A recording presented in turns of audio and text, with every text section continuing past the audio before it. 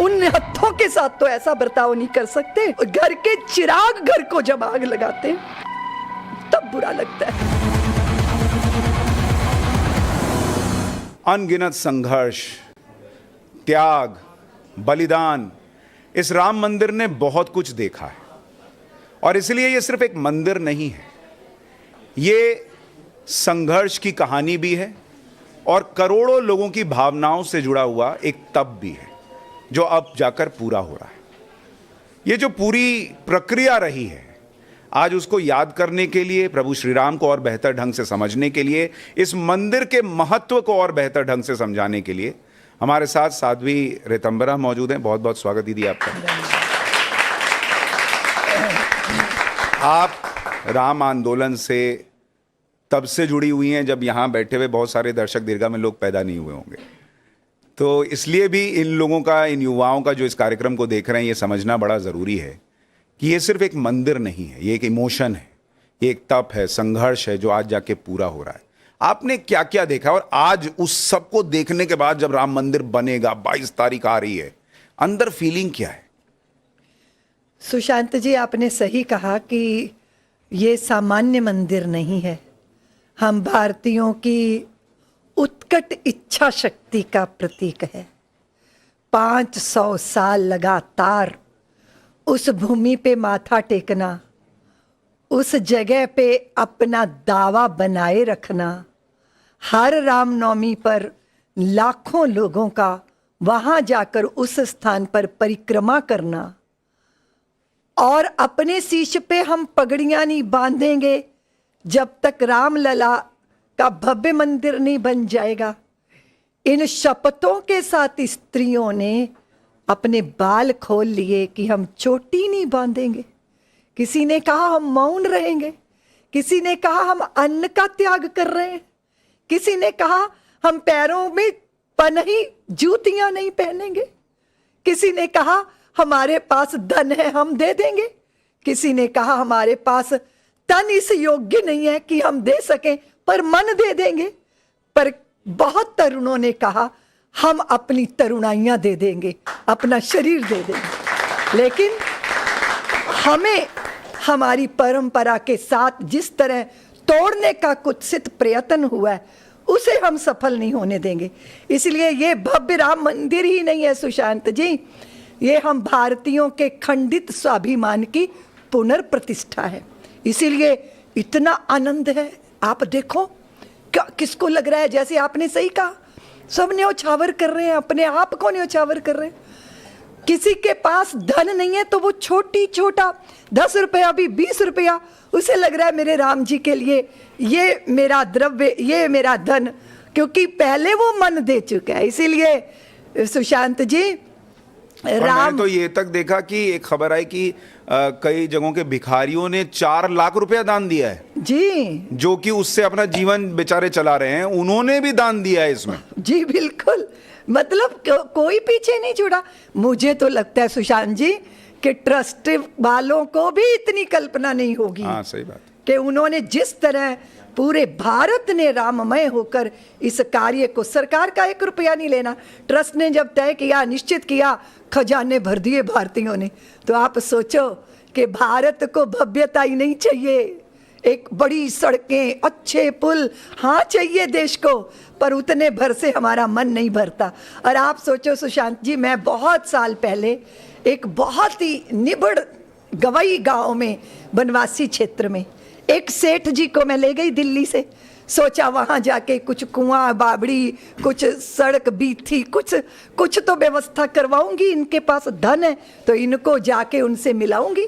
सबको मैंने इकट्ठा किया, सब मुस्कुरा के देख रहे हैं। तो मैंने कहा तुम देवियां तो इतनी दूर से पानी का घड़े भरकर लाती हो, तो कितना तुम्हें कष्ट होता होगा।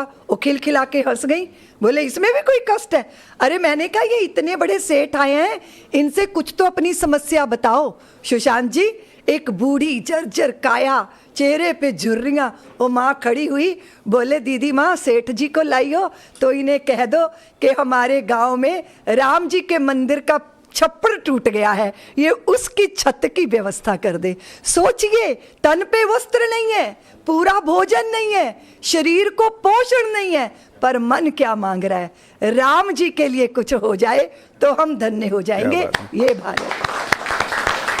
ये मुझे कभी कभी अफसोस होता है जब पॉलिटिकल पार्टीज इस देश में ये इमोशन नहीं समझ पाती। किसी को दिखता है कि अगर मंदिर में गए तो एक वर्ग विशेष का वोट नहीं मिलेगा, किसी को लगता है मोदी को क्रेडिट जा रहा है तो हमको क्या जाने की ज़रूरत है।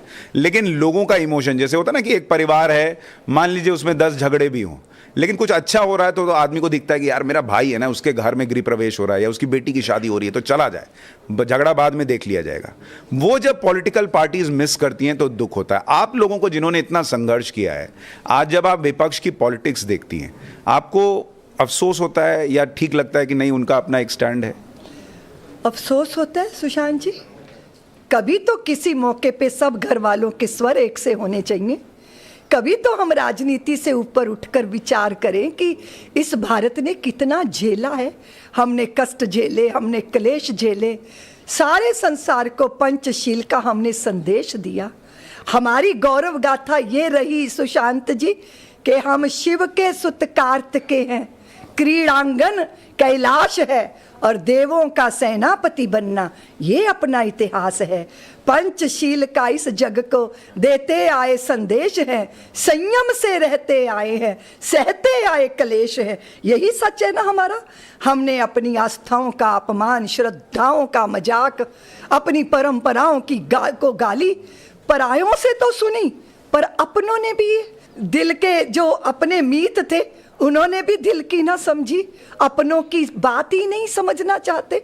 तो वो बात देख के दुख होता है कि किसी समय किसी मौके पे तो इस शुद्र राजनीति से ऊपर उठकर, अरे 14 साल बाद राम जी लौटे थे, पूरी अयोध्या मग्न हो गई थी, अभी तो 500 साल बाद लौट रहे हैं, तब तो विद्वेष हटा दें, तब तो ये जो धर्म द्वेष है ये फिर अब कहते हैं सुशांत जी वो शिखर नहीं बना, तो मैंने कहा शिखर तो हमारी तपस्या का बन चुका है ना। कलश हमारी श्रद्धाओं के आरूढ़ हो चुके हैं।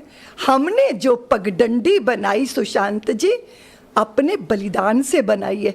हम ये दीवारें पत्थरों की नहीं उठा रहे, ये भीतियां जो है मेरे पुरखों के बलिदान से खड़ी हो रही हैं, धर्म के प्रति हमारा अभिमान है उससे खड़ी हो रही हैं। और ये जो हमारे सपने थे ना उसका मंडप बन रहा है। ये स्तंभ जो है ना ये हमारी प्रतीक्षा है, और ये जो गर्भगृह है ना ये सदियों से व्याकुल मन की प्रतीक्षा है। नहीं देख पा रहे किस तरह माताओं ने, बहनों ने, साधुओं ने, संतों ने, युवाओं ने और इस पीढ़ी के तरुणों ने अपना रक्त दिया है उस जन्मभूमि के लिए। तुम देख नहीं पा रहे, तुम सोच रहे हो क्रम गलत हो रहा है। मैं कह रही हूं क्रम का क्या है, कार्य तो विक्रम हो रहा है, उसको तो देखो, वहां तो झांको। लेकिन वही वाली बात है सुशांत जी, हमने तो आज़ादी के बाद यही देखा, आज़ादी से पहले भी यही देखा, अपने घर को गाली देके, अपनी मान्यताओं को कोसकर यहाँ लोग पता नहीं कौन से आसमान छू लेना चाहते हैं, पता नहीं कौन सी उपलब्धि करना चाहते हैं। नहीं तो राम के लिए तो 1000 जिंदगियां न्यौछावर की जा सकती हैं। लेकिन अब इनका दुर्भाग्य ही कहूंगी मैं सुशांत जी। निमंत्रण तो सबको ही था सुशांत जी, चुनना तो सबके लिए दोराहे पे जिंदगी खड़ी करती है। आप जो चुन लेते हो वो आपका भाग्य बन जाता है। और आपको तो पता है सुशांत जी कि वहां अर्जुन भी गए थे प्रभु के पास, दुर्योधन भी गए थे। दुर्योधन ने नारायणी सेना चुनी और अर्जुन ने नारायण चुन लिए। तो ये तो आपका जो चुनाव होगा वही आपका भाग्य बन जाएगा। सालों पहले आपने भी एक रास्ता चुना कि आप इस राम मंदिर की लड़ाई लड़ेंगी, और आप उस वक्त बहुत कम उम्र की भी थी, लेकिन आप बोलती थी तो आपके कैसेट्स बनते थे, लोग सुनते थे।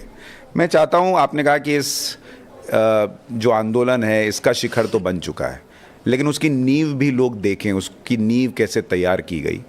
वो वक्त मैं चाहता हूं आप थोड़ा पीछे जाएं और याद करें वो राम आंदोलन जो था, राम मंदिर का जो आंदोलन था, वो क्या दौर था, वो जब गोली चली, क्या माहौल था जब लोग अयोध्या पहुंच रहे थे, उस दिन को अगर आप याद करें तो। सुशांत, उस समय कोई लोग सुनते थे क्या? मजाक उड़ाते थे।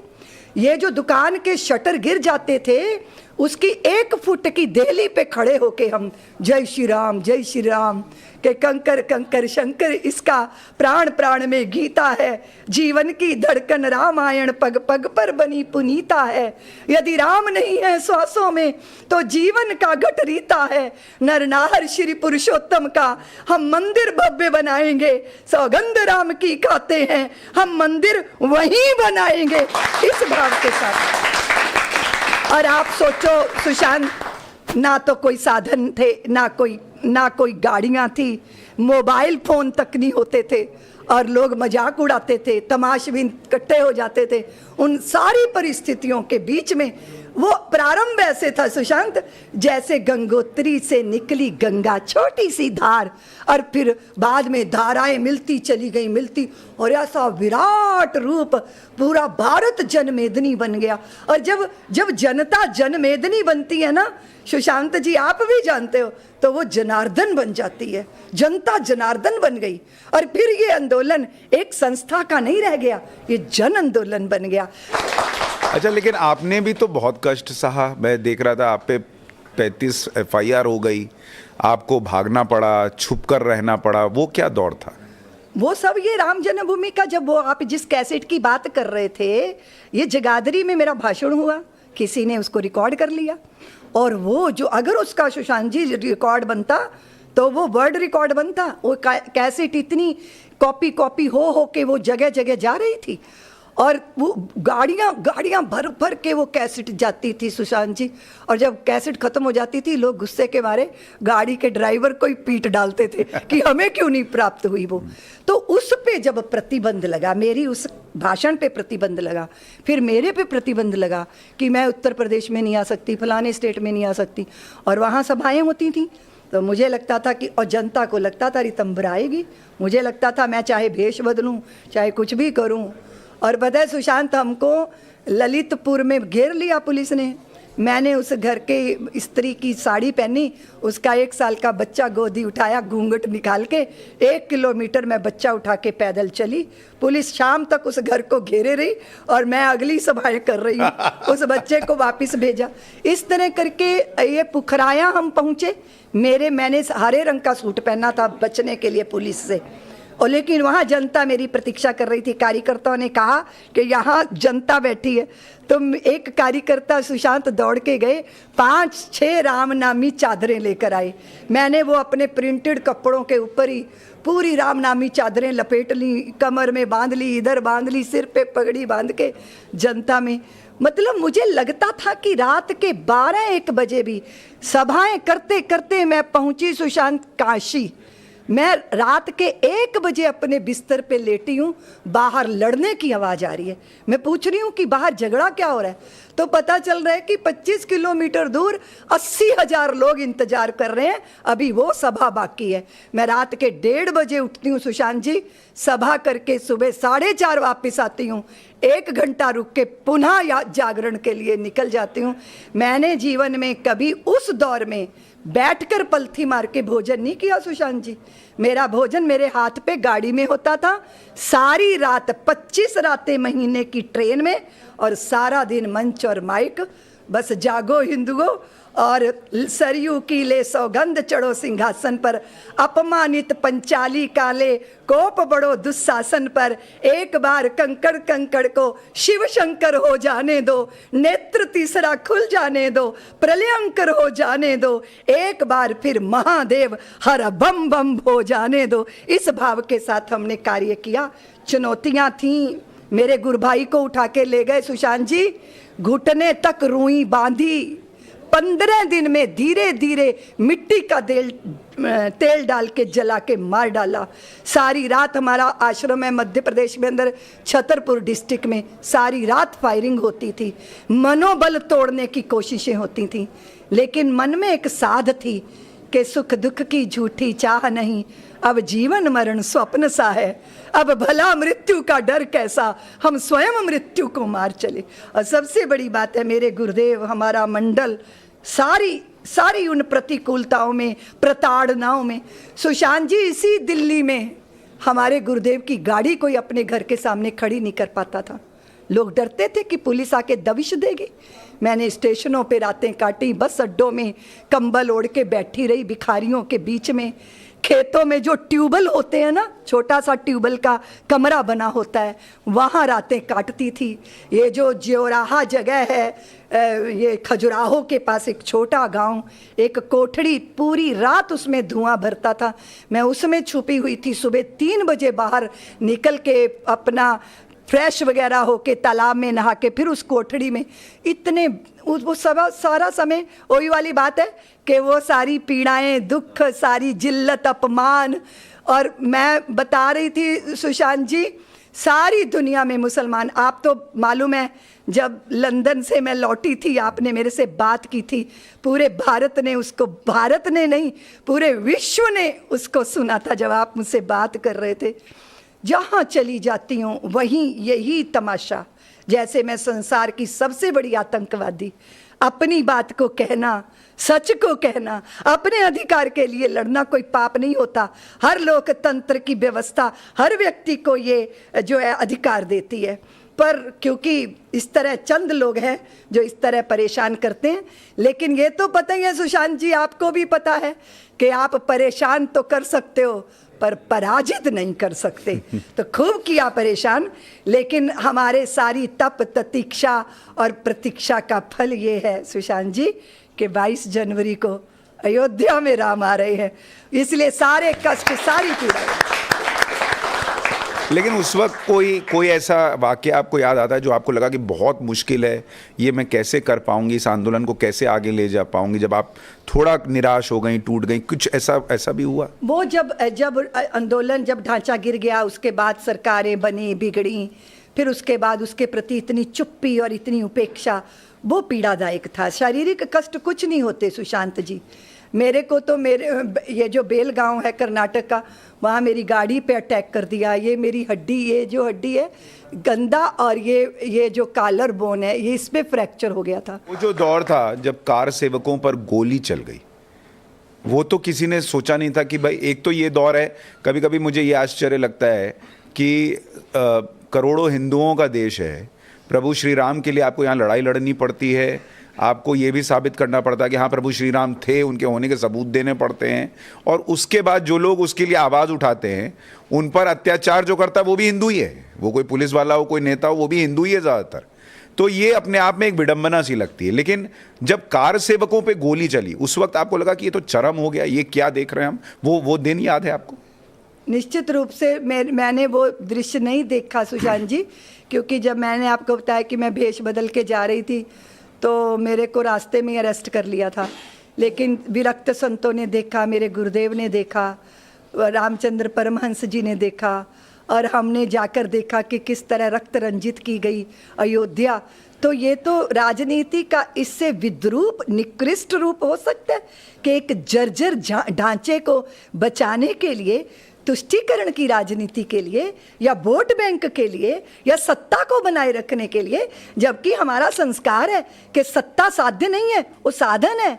उस साधन का उपयोग किसी अच्छे श्रेष्ठ साध्य के लिए किया जाता है। तो कितना दिल दुखा होगा। और आप सोचो सुशांत जी, मेरे जैसे लोग अगर वात्सल्य ग्राम की सृष्टि खड़ी करने में ना लगते तो हम तो अवसाद में थे, हम डिप्रेशन में थे। क्योंकि बहुत सारे लोग जो हमारी विचारधारा को अपनी विचारधारा कहते हैं, वो भी साथ खड़े होना पसंद नहीं करते थे, क्योंकि इस तरह की मेरी छवि बना दी गई देश के अंदर। तो आप ये देखो कि कितना कष्ट हुआ। मेरे को कष्ट क्या हुआ, आज भी कल मुझे पूर्णिमा मिली, कोठारी बंधुओं की बहन, उन्होंने क्या बोला माइक पे, बोले कि दीदी माँ ने कहा था अयोध्या आओ, इसलिए हमने अपने भाइयों को, मेरी माँ ने उनके माथे पे अपने अंगूठे के रक्त का तिलक करके भेजा था।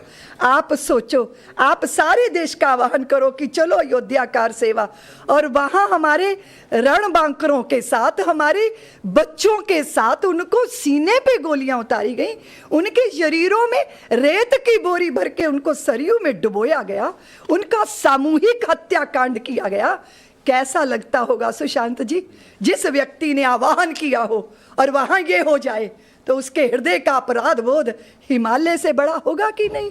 हम उसी हिमालय जितने अपराध बोध से दबे हुए थे सुशांत जी। चित्त रोता था, आंसू जल के नहीं होते थे, खून के होते थे।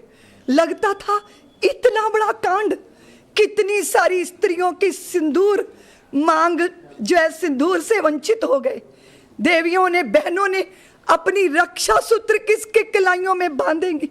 माताओं ने अपनी कोख के लाल न्योछावर। लोगों के लिए ये राजनीति है? राजनीति के लिए कोई अपने आप को न्योछावर नहीं करता सुशांत जी। वो राघव के रणंजय थे, वो माधव के धनंजय थे। वो 500 साल की हमारी दुर्व्यवस्था के बीच में कुछ अच्छा हो जाए इसके लिए अपने को आहूत कर गए।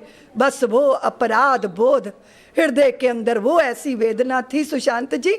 और जिस दिन निर्णय आया उस दिन मैंने अपने साथियों से कहा मेरे पास पानी रख दो, अगर विपरीत आया तो मैं जी नहीं पाऊंगी, और अगर पक्ष में आया तो मैं उस आनंद को झेल नहीं पाऊंगी। और जब वो निर्णय आया सुशांत जी, हृदय का सारा अपराध बोध लगा कि अब बलिदान सार्थक हो गया, लगा अब प्रतीक्षा सार्थक हो गई, लगा मेरे पुरखों का तप सार्थक हो गया, ये लगा कार सेवकों की जवानियां और तरुणाइयां सार्थक हो गई, क्योंकि अब हम मंदिर बना पाएंगे। इसीलिए वेदना हृदय की होती है सुशांत जी।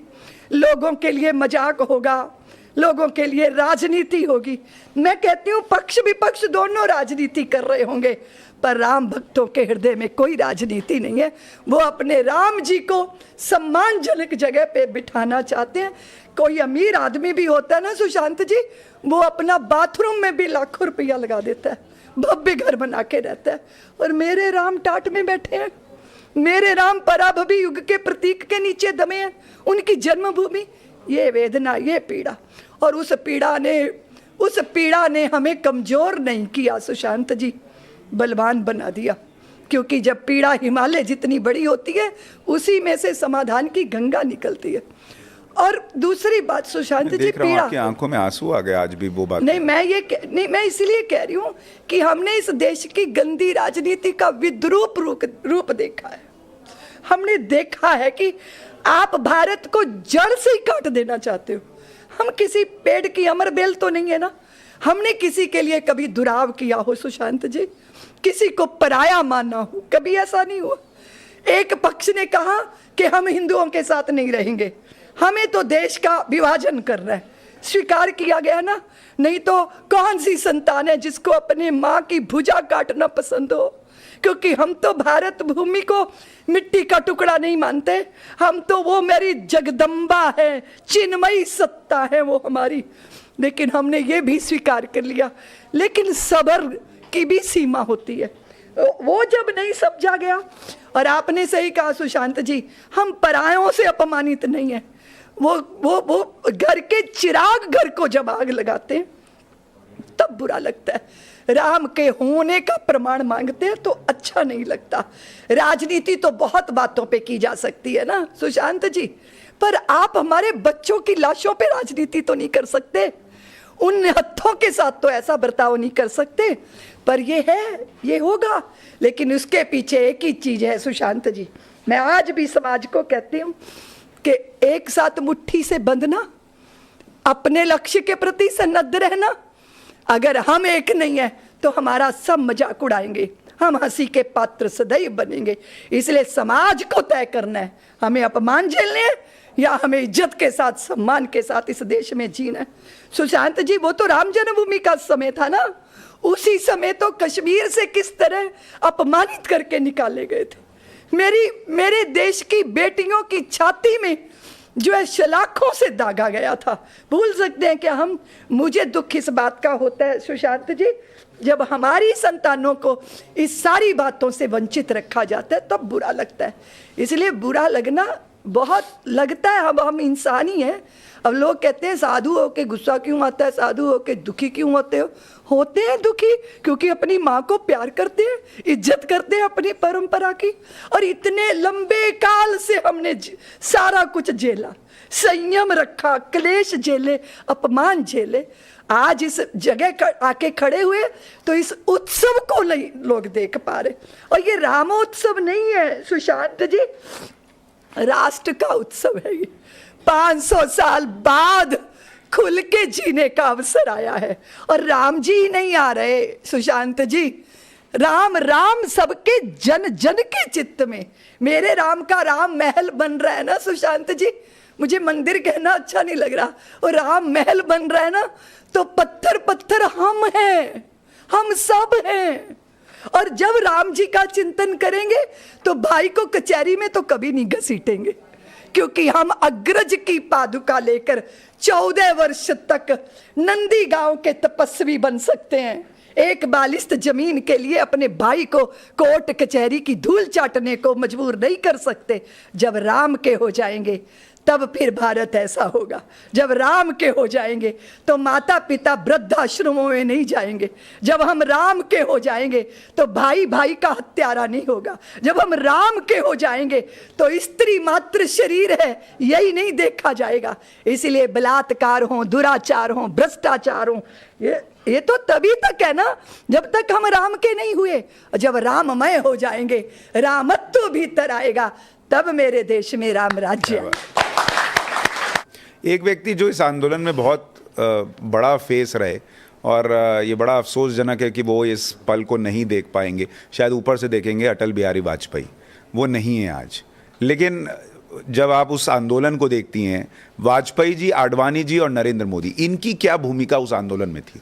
उन्होंने निर्णय किया कि हम जो है विश्व हिंदू परिषद के जो आंदोलन है, मार्गदर्शक मंडल के संतों ने जो निर्णय किया है राम जन्मभूमि मुक्ति का, तो हम इसको समर्थन देते हैं। उन्होंने जागरण के लिए राम रथ लेकर निकल गए, तो उन सब की बहुत राजनीतिक ताकत बड़ी होती है सुशांत जी, और ये पूरे हिंदू समाज को भी समझने की ज़रूरत है कि राजनीति की उपेक्षा नहीं की जा सकती, है ना, क्योंकि वो लोग तो भाग्य बदल देते हैं, बिगाड़ भी देते हैं। तो उसके लिए जब भारतीय जनता पार्टी ने ये नैतिक समर्थन दिया और फिर सक्रिय भूमिका निभाई, तो ये बहुत बड़ा योगदान भारतीय जनता पार्टी का। अभी सबके पेट में दर्द हो रहा है, तो भाई जो समर्थन करेगा प्रसाद भी तो उसी को मिलेगा। अच्छा, उस वक्त जब आप इन लोगों से मिलती थी, वाजपेयी जी से या मोदी जी से, इन लोगों से मिलती थी, तो ऐसा लगता था कि ये पॉलिटिकल यूज कर रहे हैं इस मुद्दे का, या इनके अंदर वो सच्चाई दिखती थी कि ये भी चाहते हैं राम मंदिर बने? पॉलिटिकल तो आपने देखा कई बार वो पराजित हुए जब सरकारें उनकी चली गई, दोबारा सरकारें आई नहीं।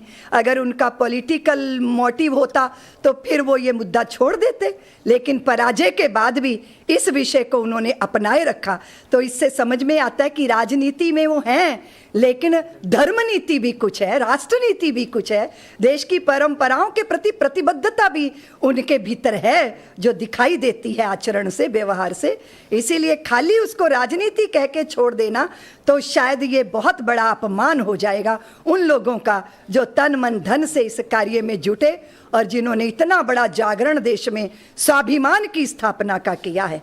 तो मात्र राजनीति नहीं है, हाँ राजनीति का उनको लाभ मिला। जब राम जन्मभूमि के आंदोलन के बाद एक लंबी चुप्पी भी थी, तो पूरे भारत ने निश्चित कर लिया, जब जागरण हुआ तो भारत ने निश्चित कर लिया कि परंपरा को गाली देने वाला अब नहीं चलेगा, जो हमारे राम का नहीं वो हमारे काम का नहीं। जब ये समाज ने निश्चय किया तो इतना बड़ा उत्कर्ष भारतीय जनता पार्टी का भी हुआ, और जनता समाज उनसे अपेक्षा करती है कि वो हमारे तीर्थों का उद्धार करे, वो भारत की परंपराओं का सम्मान करे। और अभी नई संसद बनी है तो भरपूर भारत की परंपरा का सम्मान हुआ है, क्योंकि ये जाज्वल्यमान परंपरा जिसके प्रति सुशांत जी विश्व आके झुकता है। सारे संसार में देख लो, भौतिकवाद और आतंकवाद से थका हुआ संसार भारत की हिमालय की कंदराओं में तो शांति और सत्य की तलाश करने आता है। इसलिए उसको आप नकार के कैसे जीना चाहते हो? और फिर सुशांत जी ये बात तो निश्चित थी, हम भारतीय आतिशबाजी तो नहीं हो सकते ना कि एकदम आसमान पे चढ़ जाएं और धूल धुआं बन के लोगों के सिरों पे गिर जाएं। हम तो एक वट वृक्ष हैं, हमारी दो दिशा की यात्रा एक साथ होती है। आप हमें वैभवशाली भारत दे दो, पर वहां हम सुविधाओं में होंगे पर सुख में नहीं होंगे, क्योंकि सुखमणि तो हमारे श्री राम हैं। और ये भारतीय जनता पार्टी ने भी समझा और देश के प्रधानमंत्री ने समझा। अच्छा, इसमें एक चीज़ और, कई बार हम कहते हैं कि सब कुछ नियति है, तय है। क्या आपको लगता है प्रभु श्री राम ने उस वक्त, तो हालांकि मोदी जी बहुत पीछे रहते थे, अटल जी और आडवाणी जी आगे रहते थे, आंदोलन का चेहरा होते थे, आपकी उस वक्त की क्या यादें हैं वाजपेयी जी को लेकर, आडवाणी जी को लेकर, या अभी के प्रधानमंत्री नरेंद्र मोदी भी जो है वो राम मंदिर के उस आंदोलन में जुड़े थे, उस वक्त की कुछ यादें हैं आपकी? सुशांत जी, मेरी ना सबसे पहली कथा गुजरात में हुई, कथा नहीं भाषण, तो भरूच में रामशिला का विषय था और मेरा भाषण हुआ और नरेंद्र भाई का भाषण हुआ। फिर ये दोनों भाषण की कैसेट बनी और पूरे गुजरात के अंदर वहाँ नरेंद्र भाई ने ये तय किया कि इस रामशिला को हमें पूरे गुजरात में कैसे पहुँचाना है। तो वो प्रत्युत्पन्न बुद्धि उनकी, बहुत प्रज्ञा है उनकी। तो उन्होंने देखा कि भरूच में, सूरत में जितनी भी ट्रेन अहमदाबाद से पूरे गुजरात में जिस दिशा में जाएंगी, ये सारी रेलगाड़ियों में हमारे कार्यकर्ता बैठेंगे और अलग अलग जगह पे रामशिलाएं पहुंचेंगी। तो रामशिला के उस पूजन के कार्यक्रम को सफल बनाने के लिए नरेंद्र भाई का बहुत बड़ी बुद्धि, योजना, वो एक तरह से योजक रहे। और वो पहला हमारा भाषण और नरेंद्र भाई का भाषण भरूच का, मेरी वो पहली सभा थी। क्योंकि राम साल रहा होगा आपको? सुशांत, हमसे बिल्कुल मत पूछना, ना तारीख ना साल, मेरा गणित बहुत खराब है, लेकिन कुछ बातें ऐसी हैं। अच्छा, उस दिन आप पहली बार नरेंद्र भाई से मिल रही थी? नहीं, हम तो उनसे बहुत पहले मिल चुके।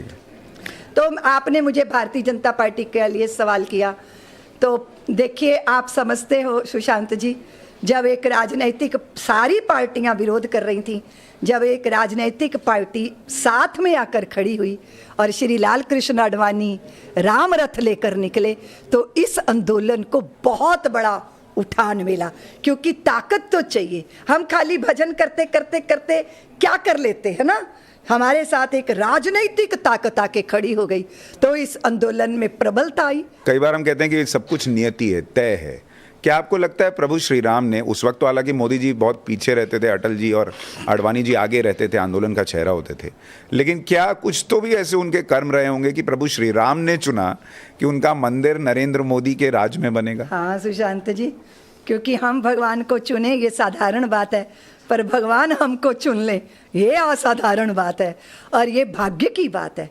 आप देखो, लोग बुनियाद बनते हैं, दीवारें बनते हैं ना, शिखर बनते हैं, पर कोई कलश बन जाए तो ये भाग्य की बात है ना। इतना लंबा दौर चला तो ये सौभाग्य तो किसी को नहीं ना मिला, ये तो नरेंद्र भाई को मिल रहा है, ये उनके भाग्य की बात है। लेकिन कभी कभी भाग्य को लोग दुर्भाग्य में भी बदलते हैं और अपने निर्णयों से भाग्य को सौभाग्य में भी बदलते हैं। आपको क्या क्यों लगता है ऐसा, नरेंद्र मोदी का भाग्य क्यों, या उनको क्यों चुना प्रभु श्री राम? मुझे लगता है सारी देव सत्ताओं ने उनके शरीर का उपयोग करना प्रारंभ कर दिया। नहीं तो आप देखो, इतनी सारी विपरीतताओं के बीच में कार्य करना है तो मुश्किल ना, लेकिन मुश्किल काम भी उनके लिए आसान है। और सबसे बड़ा साहस इस देश को क्या चाहिए था सुशांत जी, कि यहाँ की मूल परंपरा का पक्षधर बन के खड़ा होना। जब पूरा माहौल, जबकि ये था कि भी परंपरा को गाली देनी है, और देव ऋषि नारद भी फिल्मों में ऐसे दिखाने हैं कि उनकी चोटी खड़ी और वो एंटीना की तरह हिल रही है, इस तरह का मजाक उड़ाना है ना।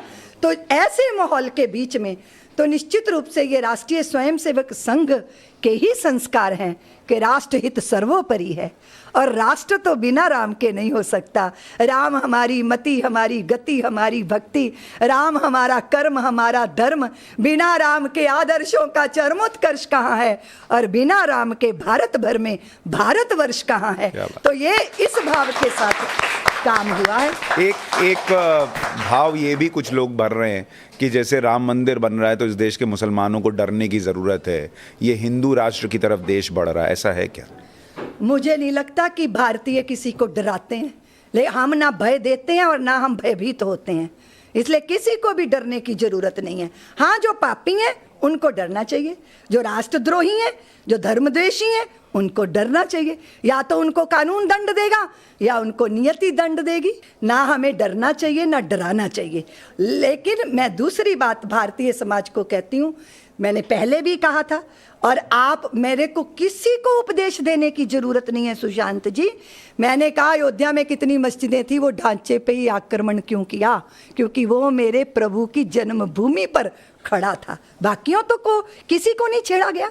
ये प्रवृत्ति नहीं है हिंदू जाति की डराने की, लेकिन हिंदू जाति ने तय कर लिया कि अब हम डरेंगे भी नहीं, डराएंगे भी नहीं, पर स्वयं भी नहीं डरेंगे। इस भारत को भारत बनाए रखने के लिए हमें संगठित रहना है, हर सज्जन शक्ति को। और फिर जहां तक हिंदू मुसलमान की बात है सुशांत जी, हो हिंदू चाहे मुसलमान, जिसको इस देश से प्यार नहीं तो फिर उसको इस देश में रहने का कोई अधिकार नहीं। मुझे लगता है बहुत सारे लोगों को आज जब हम राम मंदिर की चर्चा कर रहे हैं तो ये बातें याद करके, और कई लोगों को तो पता ही नहीं है तो उनको सत्य भी पता चलेगा कि ये 22 तारीख को जो मंदिर निर्माण हो रहा है, प्राण प्रतिष्ठा हो रही है, उसके पीछे करोड़ों लोगों की, लाखों लोगों की जो मेहनत है, उनकी तपस्या है, वो आज जो है वो एक स्वरूप ले रही है। लेकिन प्रभु श्री राम हमेशा से थे और आप कह रही हैं हमेशा से रहेंगे, देश का भला होगा। बहुत बहुत शुक्रिया हमारे साथ इस कार्यक्रम में जुड़ने के लिए। अवसर है विशेष, प्रतीक्षा में है देश। बरसों बाद श्री राम आ रहे हैं अपने धाम। भारत के कोने कोने से प्रभु राम के अयोध्या आगमन की संपूर्ण कवरेज। राम राष्ट्रोत्सव टाइम्स नाउ नव भारत पर।